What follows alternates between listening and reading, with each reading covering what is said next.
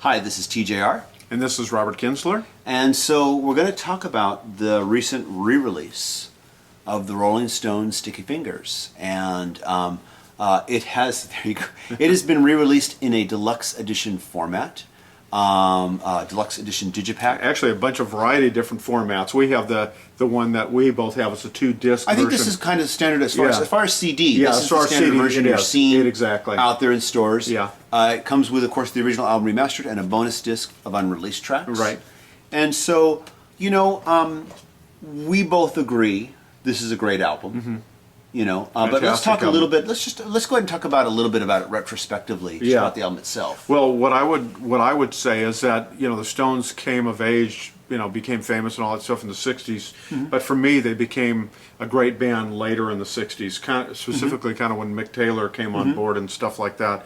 But this, to me, along with the Exile on Main Street and Some Girls, those three albums are my favorite Stones album that I want to hear from start to end and stuff. So the other two had already been come out as re-released and very impressive. So we were all waiting for Sticky Fingers and like you, I mean, I'm a huge fan of this album. I mean, I discover something new in it every time I re-listen to the tracks. And what I would say is Wild Horses has always been probably one of my favorite Stones songs. I like a lot of their songs, but this song in particular, as far as an emotional, heartfelt song, you don't necessarily associate as much with the Stones. At least I don't. Yeah. I think it really fully delivers and shows what a great band they were. I'll admit, I love Wild Horses a great deal too. For me, of course, this was the album that spawned the hit single Brown Sugar, but for me, the real stellar track of this album is Can You Hear Me Knocking? Yeah, a great song. For me, that's just the killer, awesome. the killer rock track on this album.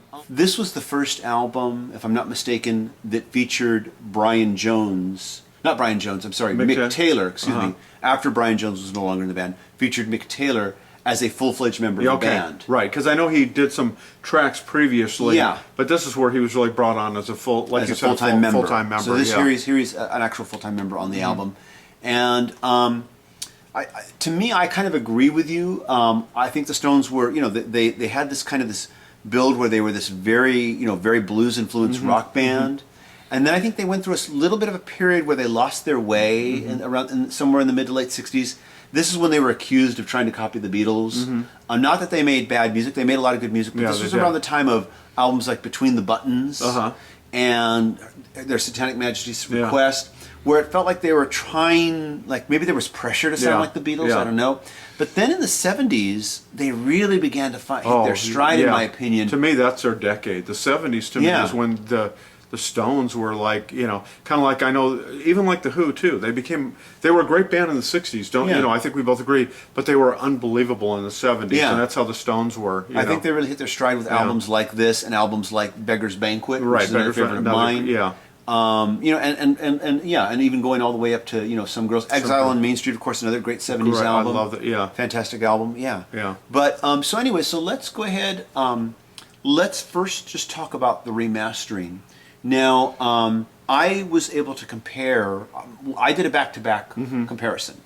And I have an earlier release here, and mine is this one for you. So. Mine's one of these mini vinyl gatefold replicas. It even has it actually has the real working zipper on it. Actually, and so it replicates the original album packaging. The sleeves and everything. This was released a few years ago. Now, I did some back-to-back comparisons, playing them back-to-back and listening. Here's what I kind of found. The first thing I noticed was that the remaster was a little bit louder, 2 notches louder, which means that I'm sitting there, 2 notches. If I bring the original, my earlier recording up 2 notches, it's the same volume as this remastering. Okay. So first I noticed that it was a little bit louder. So then I said, okay, let's listen to the remaster. Let's check out I just picked random tracks. Let me listen to a little bit up to like a verse, and chorus. Now let me go back and pull up my earlier version. Bring it up 2 notches. Do I hear a difference? If I bring the volume up on my original album, I don't hear a difference. I see. Okay. Only if I play them at the same level, yes, I hear that this one's a little bit louder. Right. So I mean, I don't hear that huge of a difference in clarity. Everything's just as clear, in my opinion. You just have to turn your older version up a little bit to match this, in my opinion. I listened to it on different systems and did some comparisons, but at the end of the day, I didn't personally feel that the remastered audio made that huge of a difference between earlier versions. So at this point then, the next thing, of course, is the bonus disc. Yeah. Now, of course, when they did Exile on Main Street, they had that bonus disc where it had some interesting stuff. I think, though, they did a better job this time around on the bonus disc with this. It's half of it. The first half of the bonus disc, the first 5 tracks, are alternate versions, of tracks we're familiar from the album, and then the last 5 are live. Live tracks, yeah. So you want to give some comments on any of the bonus tracks? Well, yeah, definitely. I mean, for one thing, Brown Sugars features Eric Clapton, so that when I picked this up at the store, I had to pop that and I go, Eric Clapton's on here, and it's great. I mean, it's not radically different from the other one, but yeah, you can it's noticeable. I mean, you hear his touch on there, so. I personally love the energy of this alternate version of Brown Sugar. I love the original too. Yeah. But this alternate version is, to me, just as good. It's not as well produced as the original version. It's probably maybe not as slick, little tighter, a little slicker. Bit, the recording's been a little bit more produced. I'm guessing it's the band a little bit earlier with the songs still a little bit more raw. Too. Yeah, I think. But there's an undeniable energy to it that is just really infectious. Yeah. After that, there is there's of course there's an acoustic version of Wild Horses. Right. Now this is the same track that's on the album, but just mixed with the electric guitars out. Yeah. Okay. And normally I'm not a fan of these things. I really like this acoustic version. It brought out a lot of the textures of the different acoustic guitars that were overdubbed for this track, and it's a nice version. It is a nice version. Yeah. It really works. I think nothing's going to replace original, but I think that it gives you just a different perspective on the song. I like them both equally. Yeah, it's great. I like them both equally. There's the alternate version of Bitch, which is extended. Very extended, yeah. Once again, love the energy of it. It feels a little bit more live. Yeah. It feels like it's mostly live in the studio. And then there's the alternate version of Can You Hear Me Knocking? This feels like an earlier demo. Obviously, this is a lot earlier in the song. It's still developing. They haven't quite finished writing it, but they're recording it to see how it sounds. And it's a lot more rough, a lot more raw, but it's certainly a fascinating glimpse into the progression of the song. And I think at this period of the Stones, I mean, they were such, they were a great live band back in these times. I mean, I don't think it's one of those things they saw each other once in a while. I mean, they were a band. Yeah. It wasn't a business and stuff. So, I mean, these versions, there's a lot of energy to them. There was obviously a lot of excitement with what they were doing musically. And all that comes across, I'd say, in the majority of these kind of hidden gems and these rarities that are on the second disc. I enjoyed all these alternate tracks of songs that are from the album, these earlier alternate versions. I enjoyed them all. I enjoyed this bonus disc much more than the bonus disc on the Exile on Main Street re-release. And then, of course, the second half is live. And I'd say the live tracks are all pretty good, too. The other 5 live tracks they are pretty solid, strong. Yeah, pretty solid, yeah, exactly. Yeah, it comes through. I mean, obviously the production is not like what would happen if a band's being recorded today in 2015. But, I mean, definitely they sound good. And the energy of the band and the things we're talking about, the dynamics and just the power that they had, Because, like you said, I think that this is... that if there was any uncertainness in the band, uncertainty in the band, that was not the case by the time they got to around 1970. I think when they started working on these tracks here, some of the stuff. So yeah, it's a really essential period of the Stones' history, and I think that this is a nice package. Like you're saying, the second disc really captures that, even if maybe the first disc is not radically a lot different than previous releases. It depends on how your feelings about that, about rebuying the album, and a while back, when we had our old channel, before it went away, before Google forced us to get rid of it, I actually, let's not touch on that. I actually did a review of the Exile on Main Street release. And one of the things I complained about was, once I also said that I didn't think that the remastered audio was that huge of a difference from the previous releases, at least the one that I had. Right. But one thing I also criticized it for, I mean, I thought the bonus tracks were interesting, cool. I wasn't sure it was worth what they were charging, because at the time when it came out, they were charging about like $22 for it. Wow, yeah. And I felt like that was kind of, and I also felt that the physical packaging of the Exile on Main Street re-release was kind of chintzy in my opinion. The paper felt cheap. Yeah. It kind of felt, and I felt like they hadn't really, and the booklet I felt was also kind of chintzy too. Wasn't too much to it. I really felt like they weren't really giving their fans who have already bought this, who had already bought that album, Right. Enough bang for their buck to buy it again. Now, I feel like they've improved with this one. I think the packaging is a lot better. I think it's a little bit sturdier than the other one. Although I'll admit, by comparison, to say, and let me pull this up to the camera here. This was Paul McCartney's Venus and Mars, re-release, which also was done in a similar kind of fold-out fashion. Here, let me pull out those inserts there. Yeah. If you feel this one, comparison, very sturdy. a lot sturdier, a lot more, a lot bulkier. You don't feel like it's so delicate, like you're gonna break it. This one doesn't. I'll admit, doesn't feel as strong, but it doesn't feel as cheap as the Exile on Main Street re-release was. I went ahead. My version of Exile on Main Street is similar to my version of Sticky Fingers, in that it's a mini vinyl replica of it, and much nicer packaging. But I'll admit, this does look nice. Here we have what was on the original, gatefold sleeve, and then an alternate version of that same photo. And you open it up like this, and you've got some other photos here as well. I like that the original disc replicates the original album label, and then you have the secondary disc right here with this alternate version of that. There's a booklet enclosed as well. Actually, this time I really like the booklet. Once again, like the last one that I mentioned, no real historical information, no biographical notes, just liner notes. But I did enjoy, it does of course include everything that was on the original. Here's what happened when you looked inside the original Sticky Fingers, beneath those pants, and if you unzip the zipper.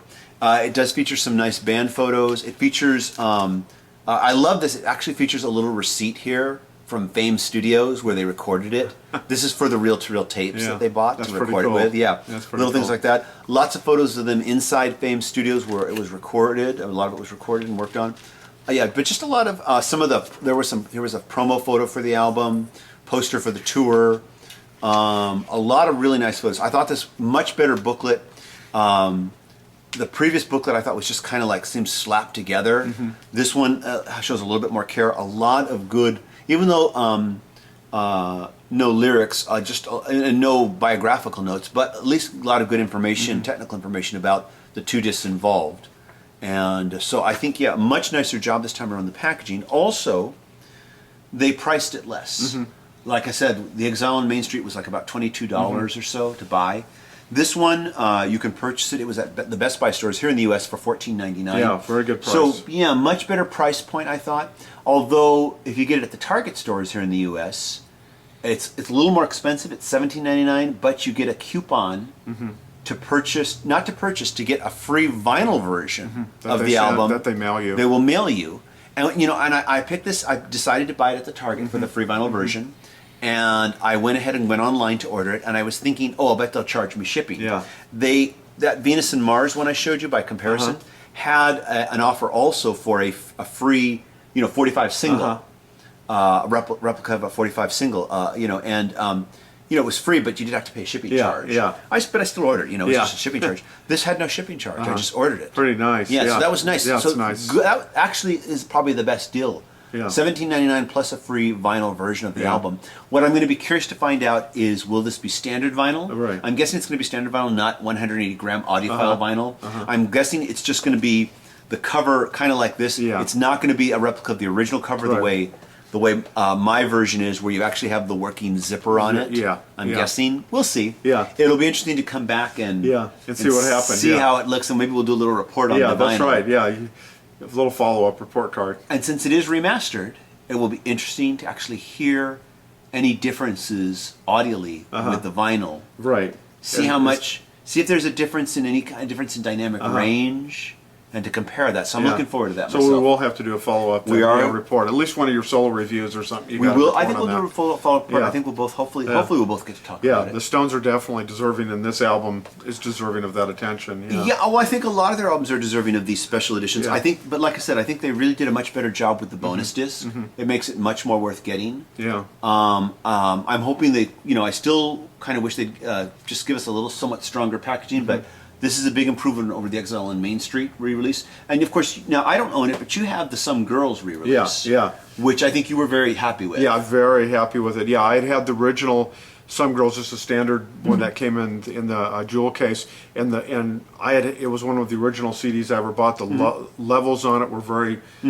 low. I mean, even when you'd crank it up, it just felt very thin and stuff. And as I recalled, when I got I haven't listened to it for a few months now, but when I played that, very impressed by the dramatic difference between the original one I had, probably dated back to 1990 or something, and the new one. And a strong bonus disc as well. Yeah, strong bonus disc as well. Yeah. Practically, and the way you described it when we covered it on the show, I think it was on our old channel once again, so it's probably not available that episode anymore.